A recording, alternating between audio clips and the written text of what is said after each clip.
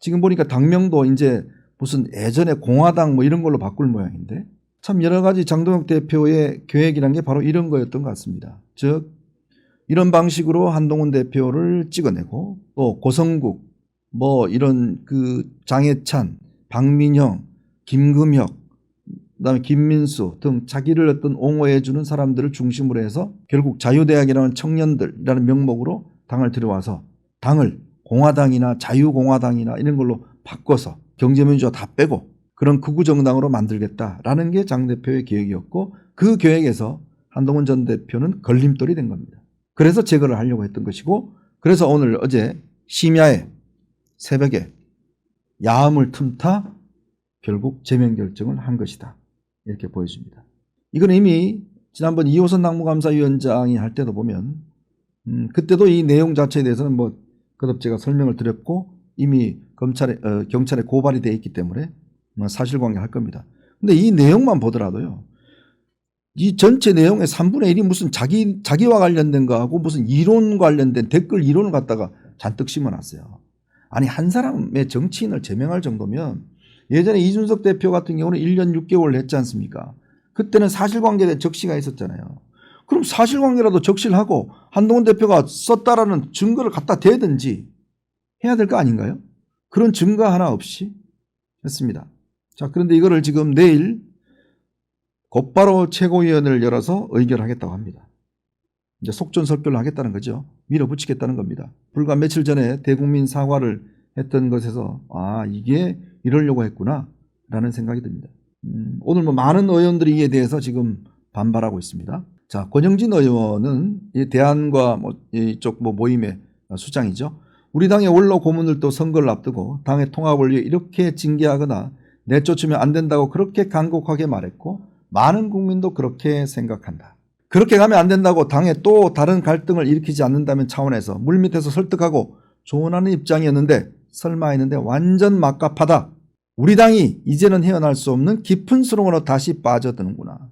지난번 비상계엄 소식을 들었을 때 같은 뒤통수에 뭔가를 한 방 딱 맞는 것 같은 그런 걸 느꼈다. 자, 우재준 의원. 이번 징계는 정당성이라고 부를 만한 요소를 전혀 갖추지 못했다. 한동훈을 징계한 이유는 결국 탄핵의 찬성에 대한 보복이다. 김정욱 전 최고는 필요와 적절한 대응을 할 것이다. 윤희석 전 대변인은 이번 결정에 대해서 이 장동혁 대표 의지가 반영되어 보느냐는 질문에 그렇게 봐야 되지 않겠느냐. 진종호 의원은요. 특정 한동훈 찍어내기 편하십니까? 국민은 무섭지도 않습니까? 라고 글을 남겼습니다. 자, 오늘 긴급히 또 친한계 의원들이 아마 오전 중에 모임을 갖고 대응책을 논의할 것으로 보여집니다. 지금 한동훈 대표는 이 의원들 단톡방에 냉정하게 차분하게 대응을 하겠다라는 입장을 냈다고 합니다. 일단 뭐 할 수 있는 것들은 일단 뭐 법적이나마 소송이 있을 겁니다. 가처분 신청과 본안 소송이 있을 수 있을 거예요. 근데 이 가처분 신청은 글쎄 아직 뭐 확정된 건 모르겠습니다만은 뭔가 직위에 있을 때 직위를 예를 들어서 자를 때는 이게 굉장히 응급하지만 지금 한동훈 대표는 전 대표는 그냥 일개 당원입니다. 그래서 가처분을 할지 아니면 바로 본안 소송을 갈지 그건 좀 더 지켜봐야 될 것 같아요. 자, 이런 상태가 이제 된다면 과연 국민의힘의 앞날은 어떻게 될까? 저는 이제 그동안 어쩌면 좀 침묵했던 의원들이 이제는 목소리를 낼 때가 아닌가 그런 생각이 듭니다. 결국은요, 지금 지방선거 5개월도 안 남았는데 사실상 지방선거는 이제 끝났다고 보는 게 맞을 것 같습니다. 지금 뭐 여론의 격차도 워낙 크고 이제 이런 식이면 글쎄요, 대구 경북도 지킬 수 있을까 저는 솔직히 의문스러워요. 이렇게 되면 전 지역이 2018년 황교안 대표 시절에 했던 대구 경북을 제외한 전 지역의 패배는 뭐 그냥 자명한 것 같고 그리고 기초단체장, 시군, 구의원 아마 저는 상당수 잃을 가능성이 높다고 보여집니다. 그런데 이걸 뻔히 예측이 되면서 왜 그럴까? 결국은 이 당권의 눈이 먼 장동혁의 쿠데타라고 저는 보여집니다. 제가 좀 심한 규정인지 모르겠지만 뭐 사실 자체가 맞으니까요. 왜? 지금 장동혁 대표 입장에서 보면 선거 승리는 별로 중요하지 않은 걸로 보여져요. 중요한 문제는 자기의 어떤 앞으로 경쟁자인 한동훈 전 대표를 몰아내고 그구들로부터 야 윤석열도 못했던 걸 네가 했구나 라는 걸 인정받아서 지금 사형 구형을 인해서 극우 이 윤 전 대통령이 얼개인하는 분들이 좀 분노했을 때 그래 네가 했구나. 저는 아마 이 시점도 선택을 했다고 보입니다. 왜 어제 하필 윤석열 전 대통령 구형이 있는 날 갑자기 윤리위를 소집했을까요?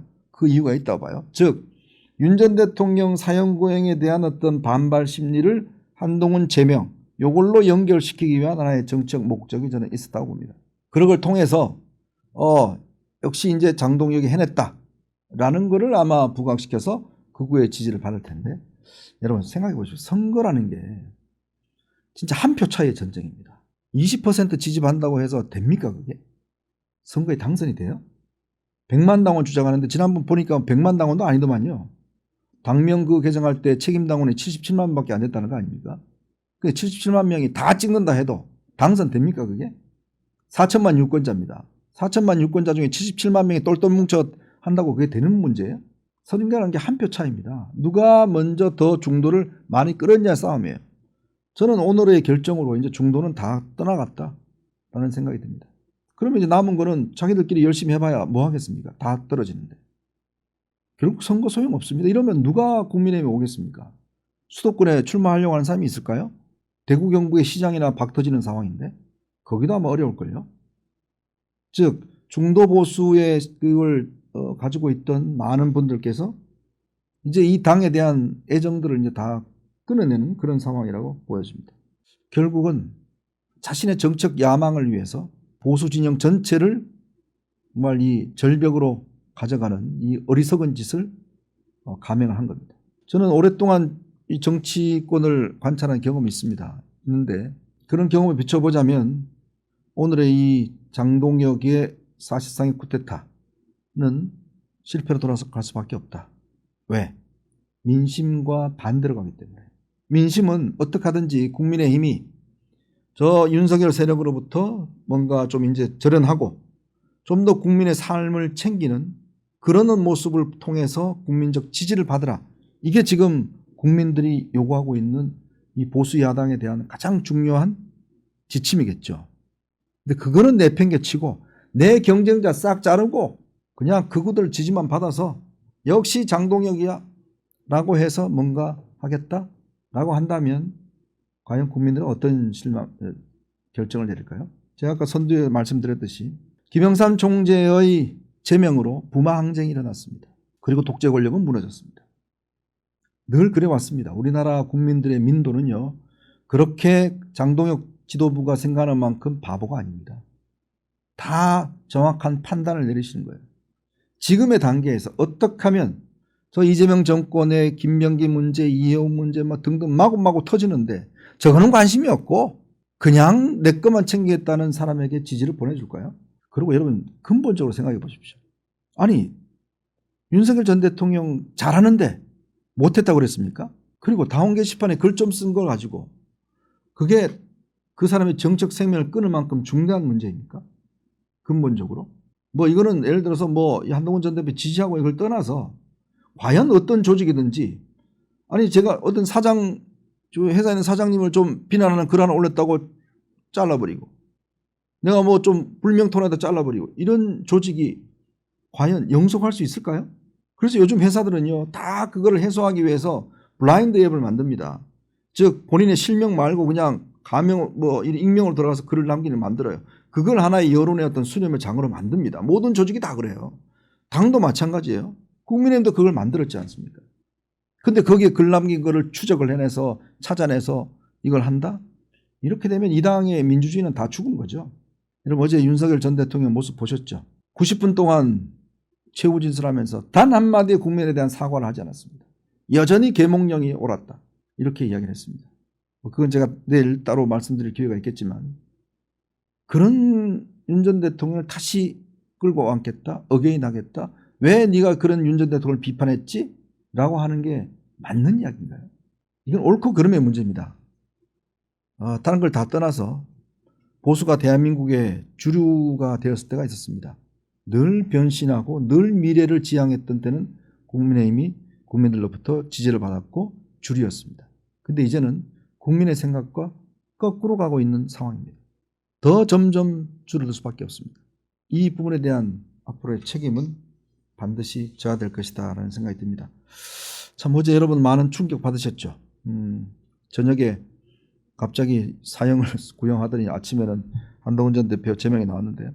저는 그렇게 봅니다. 이게 역시 정치인은 또 크려면 이런 어려움이 있어야 되고 이런 어려움을 어떻게 극복해 나가는가가 앞으로 아마 굉장히 중요할 것 같다. 그리고 어차피 지금 이 지방선거 지금 상황으로서는 뭐 제가 볼 때는 이길 가능성이 거의 없어 보입니다. 그렇게 되면 그 부분에 대한 이제 책임들을 이제 깔끔하게 지워야 되는 그런 상황이 아마 올 것 같습니다. 그 부분들 조금 인내심을 갖고 한번 지켜보도록 하겠습니다.